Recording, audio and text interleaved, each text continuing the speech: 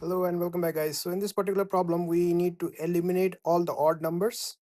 We could use a list comprehension, and the syntax for list comprehension is you open up a bracket, right, and then you do I for I in numbers, right. This would basically be a new list that would be created, but basically it would be similar, same list, but we just loop through everything, right?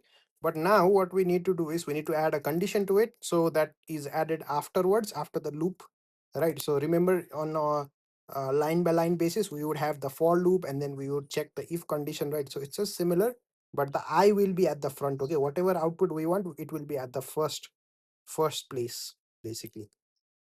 So okay, if I is perfectly divisible by 0, right, then only we keep it, otherwise we leave it, right? So if we run the code, it should work.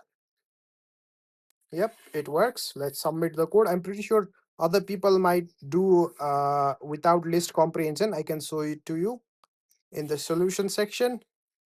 Let's see, some people have used list comprehension. That's fine. You see right over here, that's how ideally people who starting out would do it. Okay, so even numbers, and then they have a square bracket, and then they loop through everything. And if the condition is satisfied, if the remainder is 0, that means it's a perfectly divisible number by 2, which means it's a even number, right? So even number are always don't have a remainder value when divided by 2, right?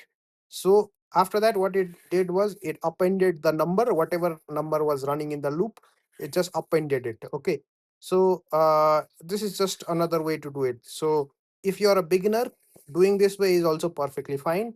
But as you get advanced, you will learn about list comprehension and all, and then it's easier that way, just less code, right? So yeah, that's how we can solve this particular problem. Thank you for your time. Take care. Bye bye.